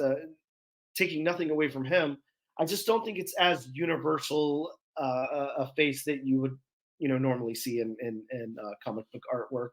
Of Mhm. course, it being the early 2000s, things very, very different. We're going back to that hyper stylized indie look, like in an IDW book and everything. It completely makes sense. Just very unique choice on the faces there. I don't know if you follow uh, any of these people's current work. Ben Templesmith just put out a book through, I believe it was Massive, and he did it with the comic book influencer guy Comic Tom writing, and it's called Crashdown. That book just came out, I think, 2 weeks ago. I actually haven't checked it out, but I don't know if you No, no, this is my have. first time hearing of it. Okay, yeah. Well, it's probably not heavily on my radar for one reason or another that I won't speak of, but it's definitely not Ben Templesmith. So, um, uh, yeah. But to get back in the story, it's really interesting here because now we flash over to another scene. Now we kind of get out our borrow for a minute, and we flash over to excuse me, New Orleans, and here we meet some really interesting characters. It took me like quite a bit of digging to figure out who these characters were. Two of them are named. One is George and one is Taylor. Did you catch the female's name? Um, I don't think I did. I think she's Taylor's mom, but Mhm. that's all we have on her, that she's mama, right? Exactly. That's kind of what I had in my notes, and then I said, no, let me try to dig a little deeper and figure out who this is. And she comes up a little bit later, in different series and stuff. But her name's Judith, and she owns an occult store. So that's where they are. I was honestly, thinking the whole time. I'm like, we're in New Orleans. Is she like supposed to be like a voodoo priestess or something like that? And yeah, that's not where they're going with it. She doesn't have anything supernatural about her other than she's into the occult and has a store for it. So that's kind of what's going on with them. And George is coming to that store to tell her that he's found evidence of, again, it's not said, the word vampires is not used, but vampires who, through encrypted emails, are planning a gathering. Uh, and this is where kind of the genius of the book happens. This is where you start to kind of hear the plot of what's going on. Excuse me, these vampires plans to uh, kind of have like a solid month to just feed off of a town and produce carnage and not have to worry about anything. So how did this hit you whenever this happened? You're absolutely right that, this scene is the emails here, they are very effectively ominous. There is just that very disturbing vibe to them under the Mhm. surface. Yeah, it's really cool. It's really interesting. And again, I think going back and reading this, we both knew it was a vampire book. A lot is implied, uh, but I really don't see it. I don't see a single. Uh, I don't see vampire referenced once. So I think that that's so cool. I could have myself thought it was like a zombie book or something if I didn't know anything about it. That's funny because, like, I had the same impression for some reason. Like, when I was first about to read this, I was thinking, like, like, because I didn't really know anything about it. I just thought, isn't it a zombie like story? Like, didn't I hear that somewhere? Like, for some reason I had that impression. I'm probably confusing it with something else. So I had that impression, but then I remembered like, oh no, wait, my friend told me it was about vampires now, so that can't be right. But yeah, it's interesting that both our minds sort of went there. About Yeah. these letters, Mhm. I do wonder like how much they're expecting like the reader to like start like piecing together that is about vampires at this point. Because I think like for the astute reader at this point, they might have already started putting two and two to get one and one together to get two. Mhm. And I do wonder if like the letter V here for this person's name is like supposed to be like sort of like hint in that direction. I mean, I'm assuming like later we'll find out what it stands for, and that's like I'm assuming it's not the word vampire. But still, I mean, for the uninitiated reader, I wonder if like that is supposed to like sort of like like put that thought into your head that V would remind, even if they don't think V does not necessarily stand for vampire, the letter V there sort of like puts their mind in that direction. Yeah, really interesting because I hadn't thought about it that way. When I sat down to read this, I won't lie. I read, it's just a three-part mini. That's how this book was sold. So I just, I went ahead and read the whole thing. I won't get into anything beyond the first issue, of course. That's all we're going to talk about now. But yeah, I think that both of us going in knowing it's a vampire book, we might be missing subtleties like that. We might be missing, or clues that were, breadcrumbs that were laid along the way.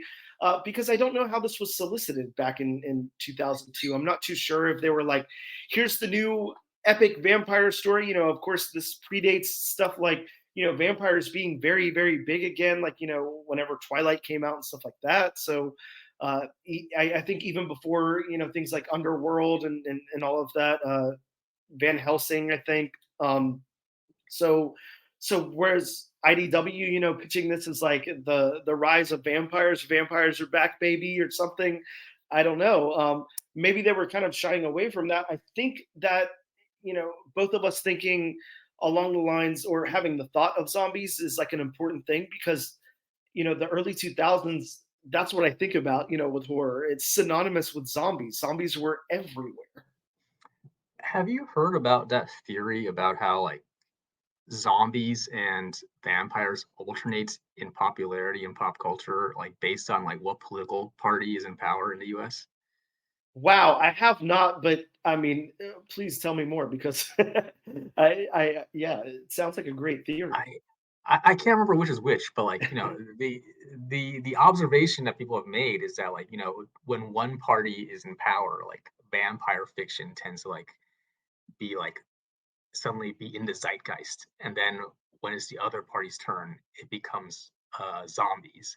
And again, I forget which party's associated with which, but like the people who made this observation, they tied it into like people's fears about how vampires like are very like um, are like very much in line with certain people's fears about one party, while zombies are very much in line with with other people's fears about the other party. I'd love to find, an article or a thesis on this. Like, I'd love to read that. That sounds so up my alley. I love things like that. Really, really cool. Yeah, I could definitely see that, especially once you break down, what those particular monsters or whatever are capable of and their mentality and everything, and then you kind of align that with the different political parties. Yeah, I can see that being very, very interesting. Very cool. I like that you brought that up. I'm gonna have to make a note of that to make sure I look up some articles or something. Really interested in that. um uh, Before we move Going, on to the next scene, please. so well, do you have your copy with you in front of you or to look at, or I can grab it. the fourth panel? This is one of those. This is I think this is the one page here where I think like the stylization gets maybe a bit too much in the way of the storytelling because what is in that fourth panel? Is he holding a sheet of paper, or Okay, so you're talking, there's like four square panels, like the in third a of those? square together. Yeah, so the third of those panels, Okay. the fourth altogether on the page. Yes. Okay.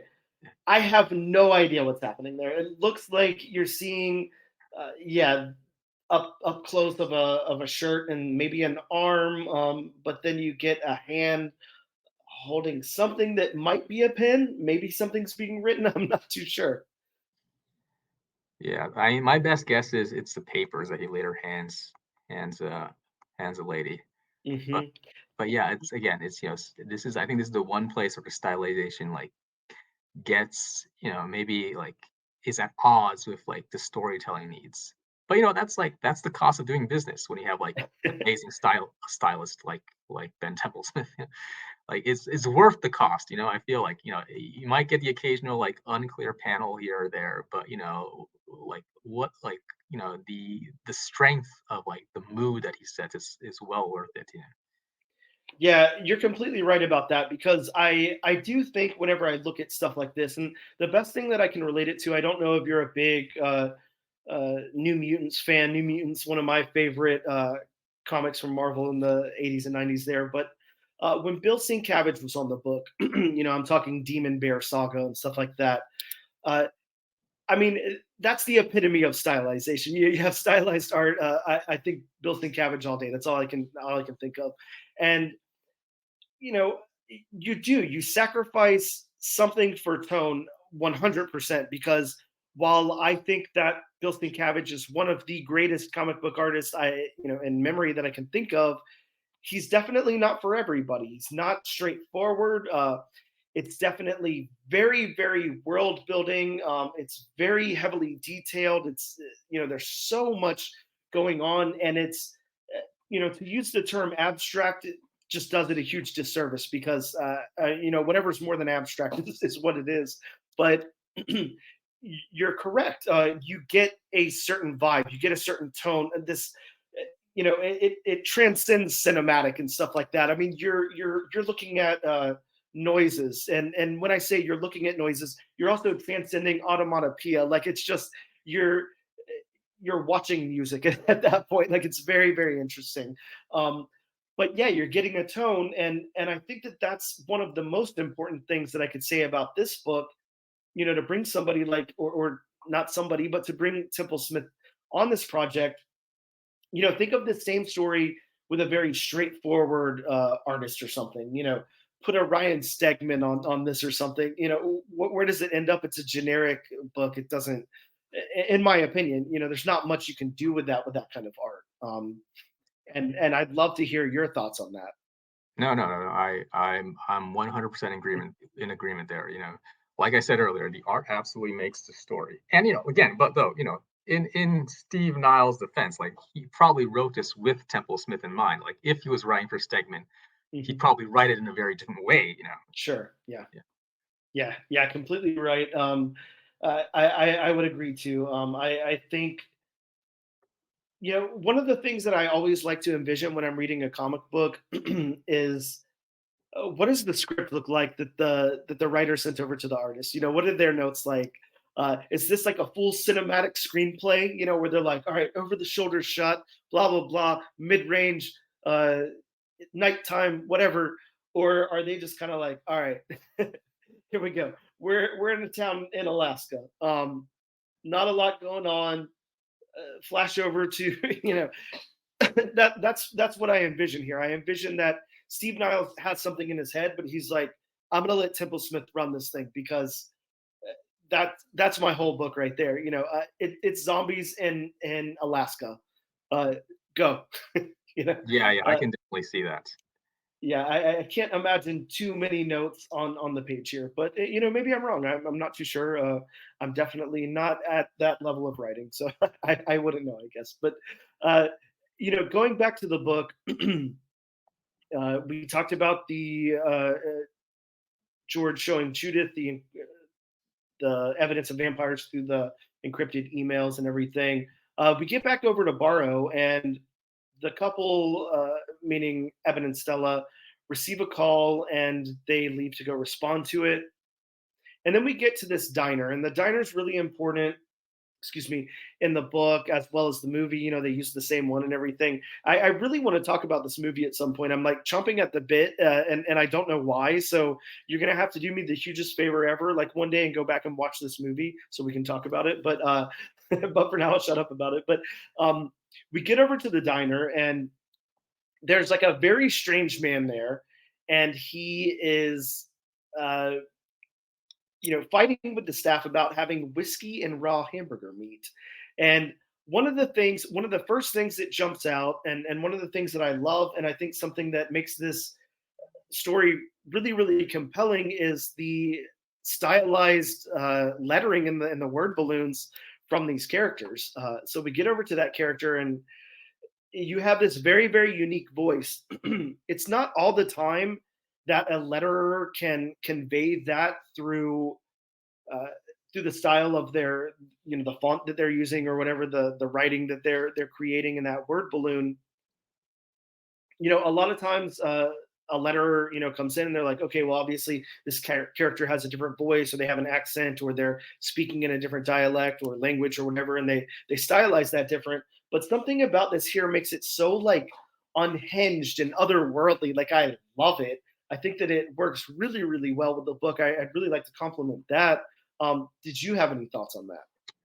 No, no, I agree. It's almost as if he stepped in from a completely different story. Hmm. Here's this world of normalcy that we've been in so far, and then in comes this element that's absolutely not normal. Like, that feels like it stepped in from a whole different world.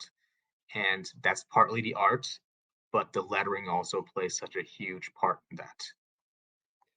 Yeah, it's like up to this point, we've had a few shifts in the story. Of course, we're, uh, we find uh, the centerpiece at the beginning where the cell phones are all taken and burnt and buried and all of that. And, things are happening, things are moving right along. There's no problem with pacing or anything, but this is like a big turn in the story, because at this point, we're like, wait a second, this guy doesn't belong here. Obviously, this is a tight knit town of people who all know one another. They know town's about to be shut down. Like, they know what's going on. They know it's about to be a whole month of darkness and everything. And now we have this non-local guy here at the diner asking for these really, really odd things, and speaking in this really, really weird way. So now the book has hit that point, that point of no return. What's going to happen now?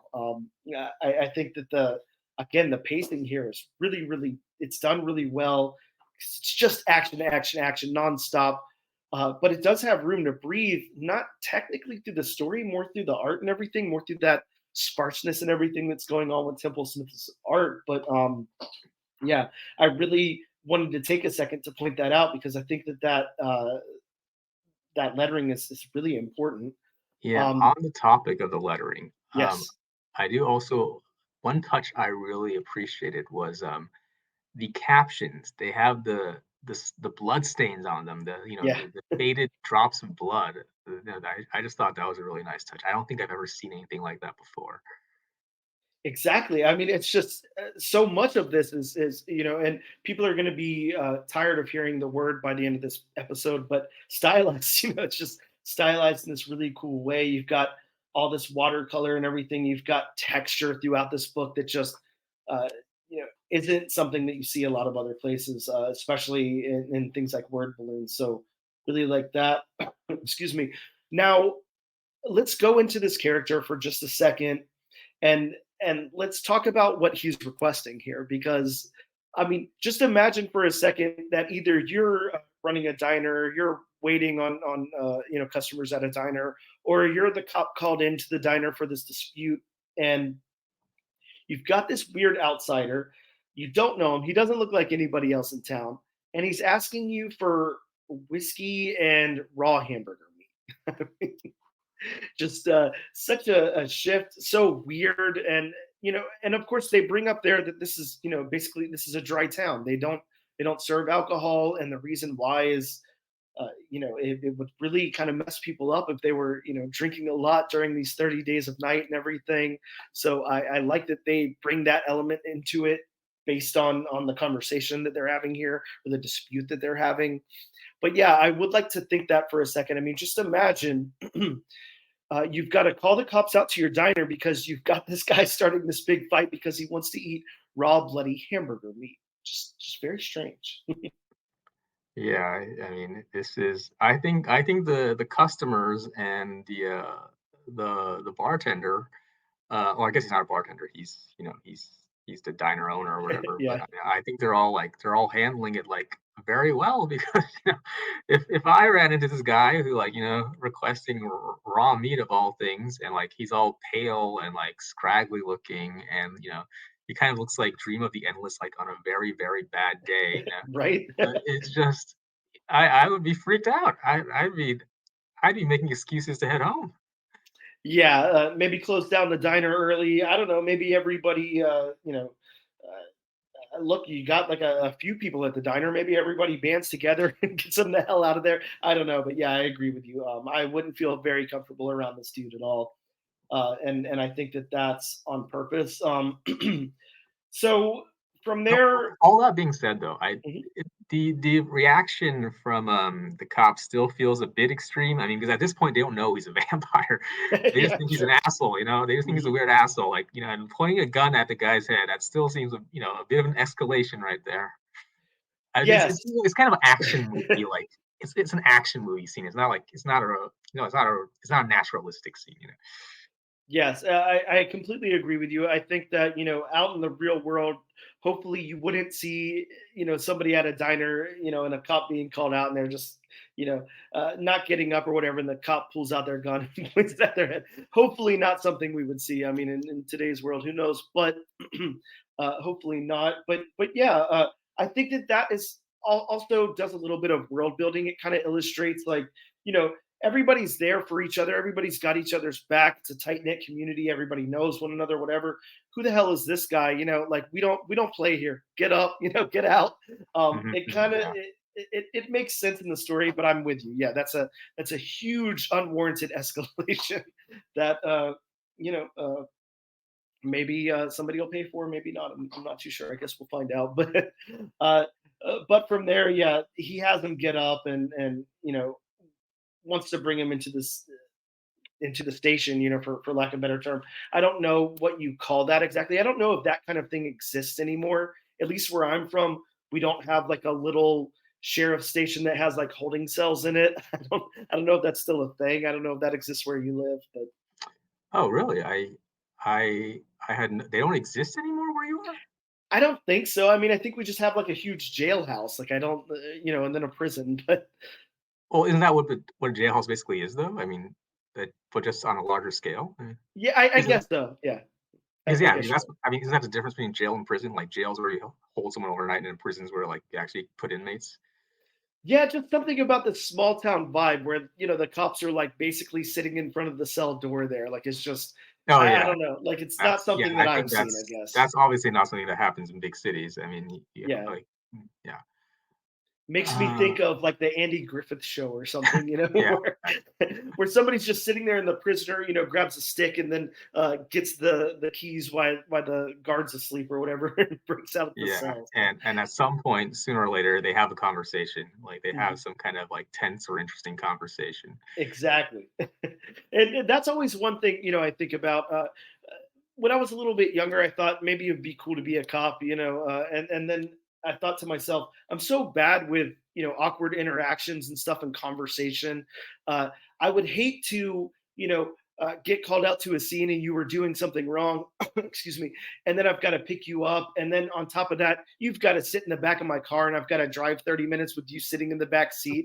It's so awkward, like I couldn't do it. So Yeah. It's like it's like being in an elevator with someone like times 10. yeah, exactly. You're there. You're all alone, and something awkward just happened between the both of you that now you're taking this person to jail for. So, yeah, just sad and weird. But back to the story. Here's again, I keep wanting to say here's where it turns, here's where it gets interesting, but I feel like that happens every single scene. So this is pretty action heavy. We get over to the uh, Gus Lambert, who's controlling the communications center of town. Again, I don't know what I'm supposed to call that. I'm not too big into small town lingo, but an unknown group breaks in and then damages the equipment, and then they kill Gus there. So uh, Mhm. pretty intense scene, and this is where we're really first solidifying that. that those vampires or unnamed group of people who are willing to kill whoever and break all the communication are there. So um, again, takes that big turn. It's almost like every time something happens in this book, I'm like, okay, this is crazy. Like somebody's got to deal with this, and then they don't. They're like, nope, something else crazy is about to happen now too. So just this is like action packed. This is heavy. What did you think about this scene? Because this one, I downplayed the hell out of it. I didn't go into all of it or anything. Just kind of summarized it there. But this is I where we really see these vampires attack. Yeah, I really like the captions that we have to Hmm. give us a glimpse of who Gus is. Yep. I Yeah. feel this is a technique that like comics can do so well, like where they just like put in a few captions there to give a sense of who this person is. Because you can do it in parallel with them actually doing things. It doesn't have to be like a huge info dump like it would in a novel, Hmm. because it can run parallel to actually seeing them do things, which is what is happening here. So it's Yeah. just such an effective technique that I kind of wish more writers would utilize. Yeah, it is really cool. It's really, uh, again, like you're not having that big exposition dump. You're having like a little like narrative, uh, story there. Like it just kind of tells you what's going on, catches you up really quick, and you're good to go. You're in the scene. I want to talk about some of the art here because now we get to see some of the art of the vampires, and again, they're very stylized dialogue. They're very stylized word balloons as well. There's a different font going on there, different handwriting. It's not the same as the guy from the diner. That's unhinged and that's crazy, but this is just different from our human. Oh wow, yeah, I didn't even notice that until you mentioned it. But yeah, that is interesting. That is definitely interesting because it indicates that. And this is like one of those interesting things they can do, where like storytelling via lettering, Yep. where because it tells us that there is some sort of big difference between them, like that the guy in jail is not just another one of these people, that he's distinct in some way. Yes, and I'll get more into that in a little bit too because that's very interesting. Um, One of the things that I want to point out about this scene in particular, in the artwork and everything, is I for one, I'm like a huge fan, and obviously this book was going to have it in there, and it's probably had it in there up to this point. I'm just really, kind of showcasing it now, but I love a snowy scene. I love whenever there's snow passing by, in frame of somebody's face or whatever. That's utilized really really well here. The smoke of this vampire. We've got the one vampire that's smoking a cigarette in the scene, and he lights a cigarette. It's kind of got that same vibe that the blood does, like with this lighter there and the smoke coming off of it and everything, and the smoke pouring out of his nostrils and the side of his mouth. Just done so well, just so cool, just something so different that I'm not used to seeing in comics. Yeah. The use of red in those last two panels, it's Oh almost yeah. like fluorescent. It's just like it's it's almost like a fireball or something. And it just Hmm. boom. He like, I assume he's scratching the guy or like slashing him or something. But it looks like an explosion almost. Right? Like it's terrifying. And Mhm. for them to be able to pull that off through this book is really really cool.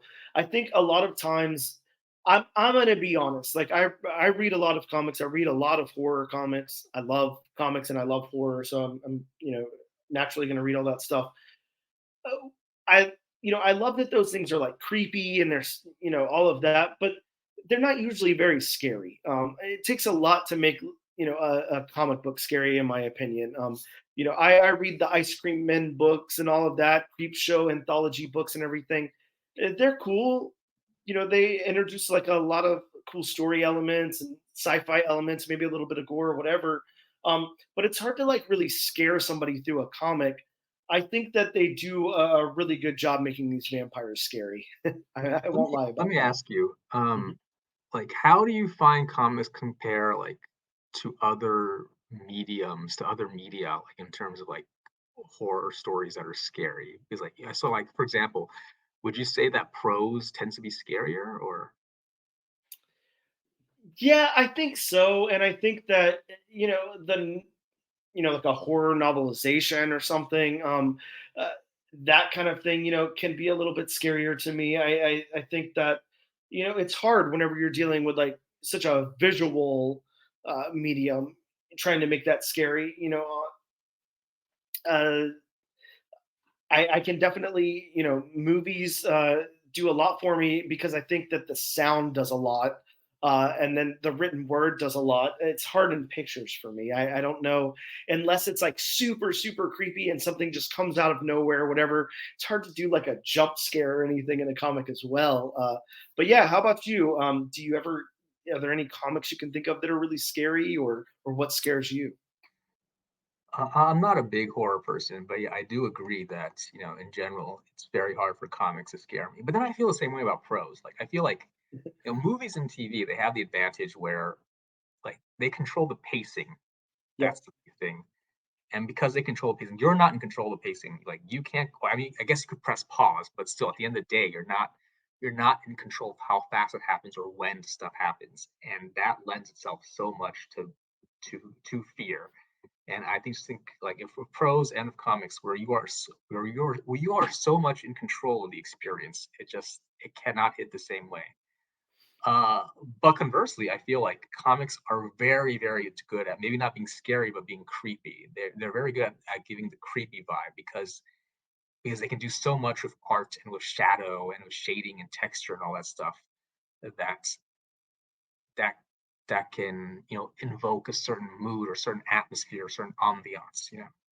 Yeah, exactly. It's like you can take a vibe, and I think that that's a lot of what this book is gonna, what we can say about this book. It's a vibe. There's definitely, a lot of world building here. There's a lot of, the art is so stylized. Again, I keep using the same word over and over again to describe it, but I don't know how else to describe this to you. It's very abstract, very stylized, very sketchy. It's got a lot going on. But it's the atmosphere around it.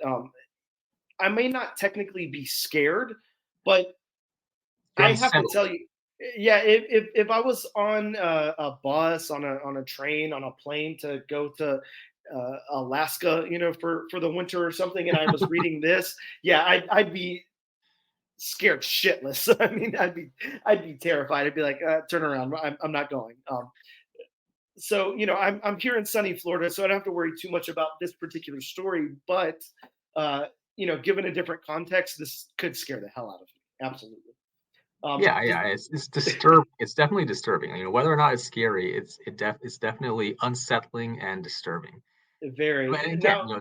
Ben Templesmith's art, I feel like, again, this is one of those great things about comics, like with an artist like Templesmith, like he can make anything feel unsettling, like he can make Very. like, a 9-year-old girl walking down the street, like just feel unsettling somehow.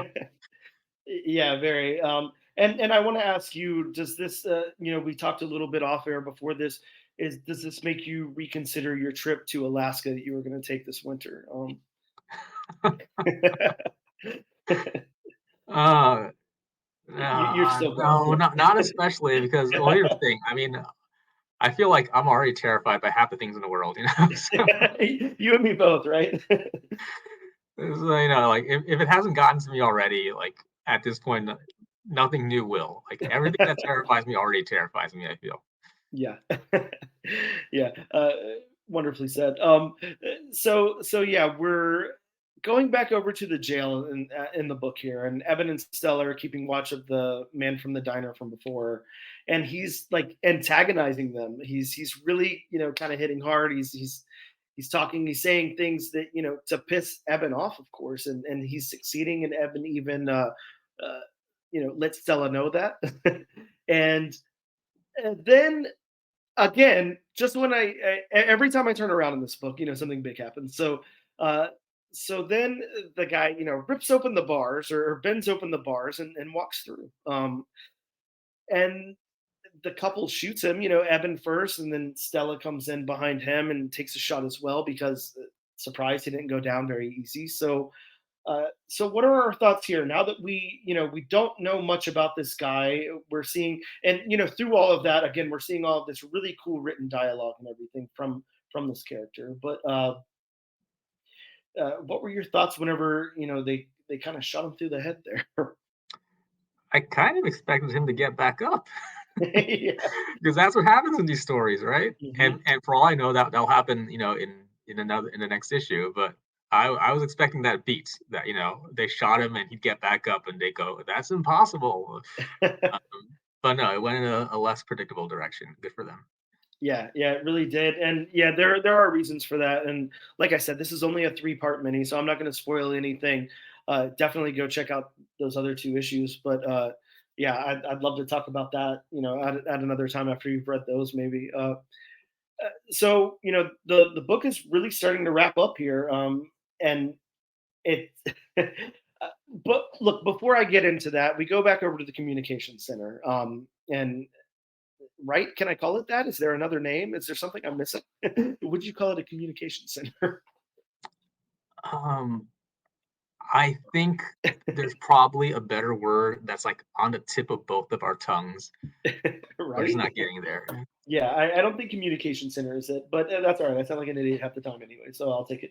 But yeah, we get back over there, and now here's again where it kind of just it really gets a little terrifying visually here, because we've got Gus's head on a stake, right there in front of the communication center, and that is terrifying. And our cop couple has to walk up to that and see that, and man, just imagine walking up to that scene. All the shit you've dealt with all night, that's been going on. Now you walk up to this destroyed, completely decimated communication center, and Gus, your beloved townsfolk friend's head is on the stick there in front of it. Yeah, Terrifying. I think the fact that he throws up, oh, that she throws up, I guess, Mhm. kind of says it all, you know? Yeah. That's that's the whole thing in a nutshell, like, oh God, yeah, you've had a terrible day, and now at the end of it, you get it just suddenly takes a turn towards the very, very morbid and horrifying. Like before, it was just a weird day. I mean, oh, come on, they already shot the guy, so I guess it's already kind of taken a turn. But now it's gone even further. I think this is the one moment where they realize, like they might actually die. I think up until before that, I don't think that was a real possibility. But I think once you see a dismembered person, you realize, the shit has hit the fan. Yeah, exactly. And look, there's been a lot going on throughout the day, very stressful. And of course, on top of that, just that normal day, if nothing was going on, basically the town shutting down, you're getting in the 30 days of night, already pretty stressful, probably, for the cops and everything, anyways. Um, but you're just adding and adding and adding. And like I said, now you really have hit that point of no return. One of your beloved townspeople is dead. So that's pretty terrifying. And then we've got to follow, excuse me, we have to follow Eben and Stella as they ride along in the car here, and try to make it back to the station, try to make it back into town and make sure everybody else is okay. That's what they're planning on doing. And then, like I've said a million times, I'm a broken record on this. I say stylized every 5 seconds, and I say every time something happens, it adds more and more. But it happens again. They're riding in the car, they're going back into town, and Stella sees something. She's like, something's happening over there. And what happens then? They get out of the car to go check it out, and Evan grabs his binoculars and zooms in, and yeah, that final scene. Wow. Uh, we Earlier I see. was talking about how the first page is very effective, even though it's decompressed and not much happens. It's very effective. And Yep. I feel part of that is because it sort of parallels this scene. The Yes. slow reveal of the town and parallels the slow reveal of the vampire horde, and so it's a similar scene, but now like it's taken on a completely different color. So I think that the bookending it that way with those two things, I think that's very effective. Yeah, I completely agree. A great way to end this book. And At this point, I would like to say this though. We do have the luxury, and again, I'm going to say it again. I I don't know if in 2002 this was marketed as a vampire book or not. I don't know if the solicit and previews or whatever was like a new hit new vampire series from Steve Niles and Ben Templesmith. I don't know if they said that, but it still hasn't been explicitly said that anybody's a vampire here. The term vampire hasn't come up. Uh, I mean, really haven't seen anybody do any vampire. Well, yes, we did have the kind of vampire attack on Gus, but uh, you know, still, I guess it could be. You could write it off as a zombie attack if you didn't know. I think at that point, maybe I don't know. They don't look like too undead. They don't have like really the gray like rotting skin or anything. But I don't know. I think still at this point, if you didn't know, it still could be something else. It still isn't explicitly vampires. Yeah, but I do think that I think most readers would at least be suspecting vampires at this Hmm. point.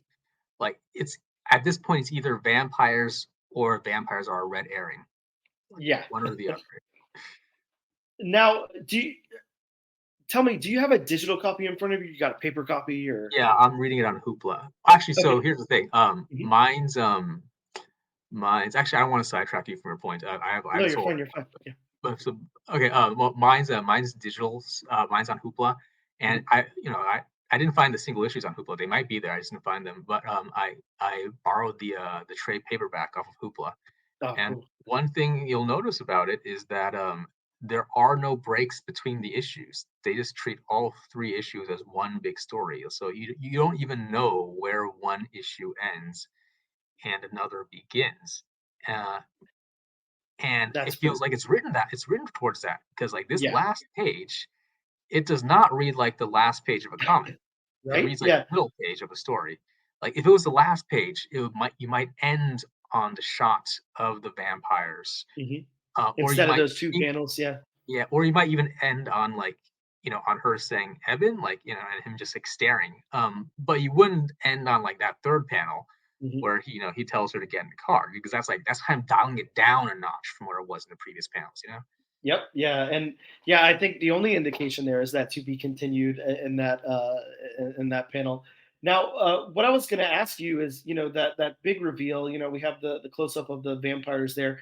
If you can, you've got all the way on your left. You have a female vampire with dark hair, and then you've got next to her a male vampire, kind of spiky hair and his mouth open.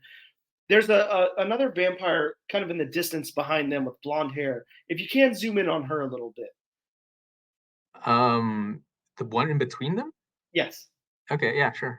Now, is it just me or is that Gwen Stefani from No Doubt? Because I swear to God, it's got to be right.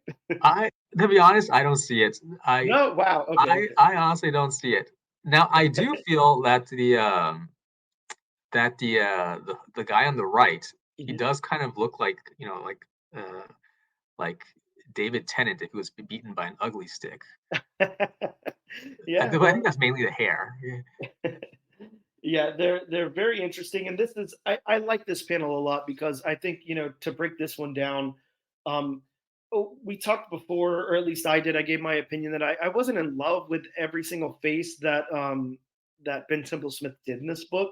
I really love his art style, but I think once you zoom in on the faces and stuff, sometimes the lack of detail or the harshness of the face or whatever doesn't do it for me. This is perfect. I love the way these faces look. They look wonderful. They look fully rendered. Like they look really cool. Yeah, yeah. Now that Really interesting. you've drawn my attention to the lady in the background, like she looks awesome. Like Right? she She looks looks badass. yeah. Like I'd be perfectly happy if like the next issue, like she's suddenly like you know took the stage because she looks yeah again like you said she looks like she's gonna kick some ass. Yeah, she's definitely there to start some shit. Which is I guess what you want in this book. Really cool though. But yeah, that's where it leaves us. Excuse me. That's where this first issue wraps, and we've already hit the hour mark, so I'm not gonna, talk about it too much longer, but give me your thoughts. Like, what did you think about this? I'll tell you mine, of course. If you want me to go first, I can. Whatever. But just give me your impressions of the book. Well, again, I'm not a big horror reader, so Hmm. keep that in mind. Sure.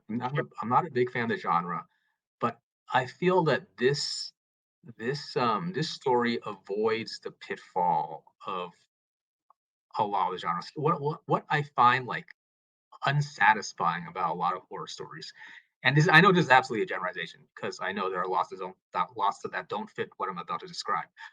But like but there's a certain kind of horror story where like so much of the time is spent on the characters being terrified and Hmm. running Yeah. around scared.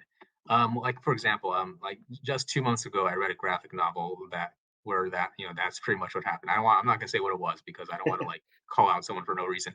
But yeah, it was just like so much of the story, like 75% or 50% of the story was just the characters, being terrified and running from scary things and going, "Oh my God, what's happening?" And I just feel like that doesn't work for me because like in a weird counterintuitive way, like when people are scared, that's when they're least interesting because then their personality gets pared down, it all becomes flight or flight, and people doing that, they all act the same way basically, as one person running scared from a monster is exactly the same as another person running scared from a monster, and one person shouting "Oh my God" is exactly the same as someone else shouting "Oh my God." So like when that happens, you lose a sense of who these people as characters. So like I feel like the best horror stories, like they indulge in that sort of thing very sparingly. They know to keep that sort of thing like sparse so that when it does hit, it is effective. And so I appreciate that, there isn't any of people running around being scared here. There's not much terror here yet. I mean, even if the Gus scene, it's not like 2 pages of him running from the vampires. It's him confronting them and it's getting killed at the last moments. And I think all that works because it makes these characters feel more distinct. They feel like people now instead of as a sort of like scared person template. Yeah. Look, I can completely agree with that because I think that there's a fine line, especially with horror. Um, even with action, sci-fi, any basic story, element.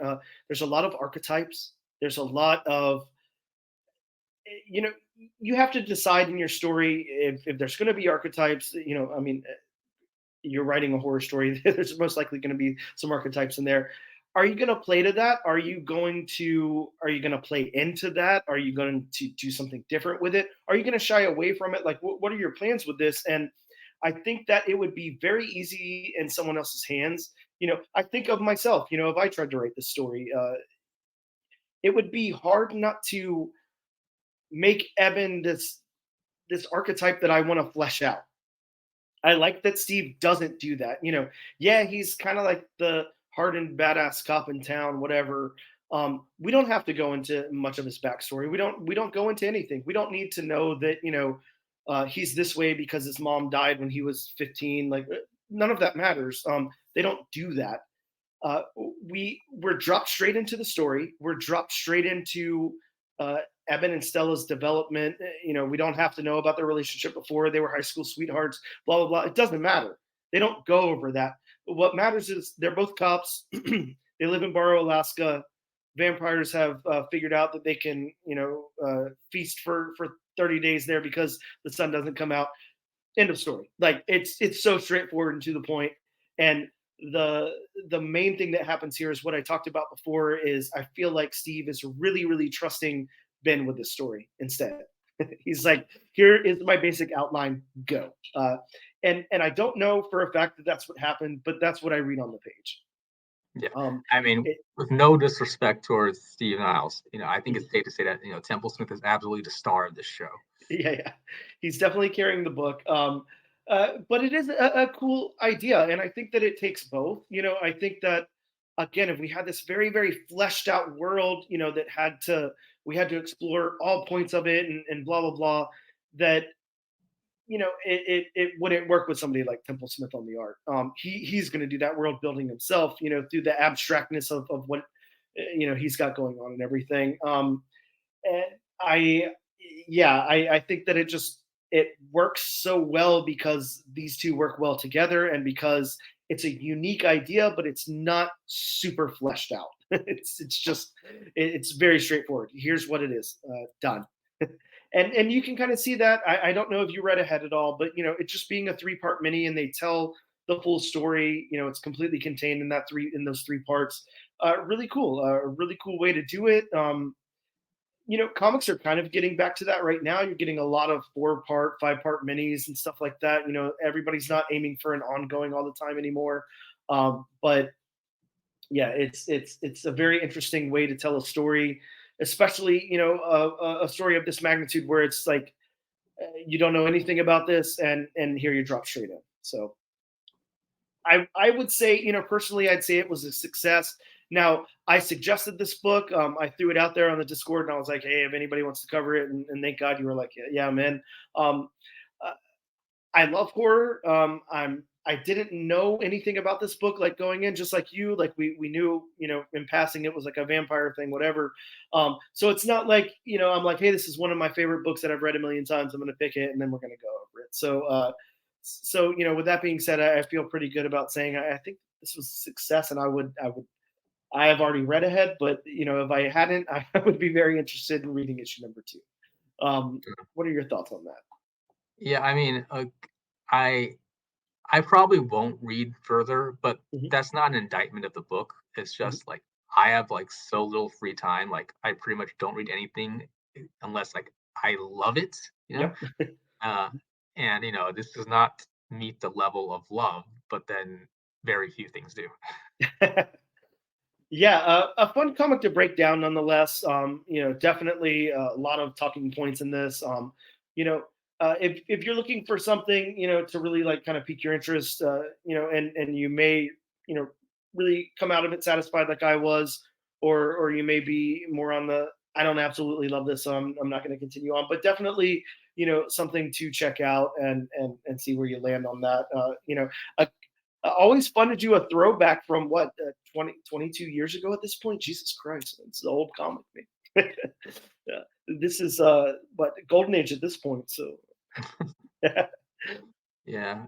It's funny. It doesn't read. I feel like, comics like I think like 1990s, maybe mid 90s or early 90s, the cutoff point where like you read a comic from before then, um, and it feels that way. It feels like this was written in a different age, where everything past that, like late 90s and beyond, I feel there it you can tell it's written in the past because of things like how the cell phones are portrayed, but like stylistically, it's of a piece of what's being put out today. right, yeah, it's nice how it's they do timestamp it, but it still feels a little ambiguous. So yeah, cool, fun, weird, stylized story, some crazy art. Check it out if that's what you're into. Um, I think that will about do it. We should wrap this thing up. We're at an hour and 10. But make sure that you guys stick around in the episode. We're gonna attach a Jeremy Holt interview to this. Jeremy Holt, of course, working for Marvel right now, doing the Venom What If series that's about to drop in local comic book shops. So you guys are absolutely going to want to check out that interview.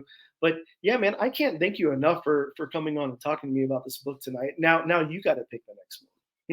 Oh, no, I was absolutely delighted to do this. It was very interesting because again, like I said, it's so interesting going into something like in a vacuum, like having no idea what's about and no idea where it's going, and just basing your thoughts, like sort of like analyzing your reaction to just that one first issue without any outside knowledge. I think, that's just fascinating in its own way. And this is something that, I probably wouldn't normally pick up because, like, again, I'm not a big horror person, and so it's always nice to, just like to partake of things outside your comfort zone, outside of your group. That's what I'm getting at. Thank you. Well, hey, we're gonna wrap it up. Thank you so much, and we'll see you guys next time.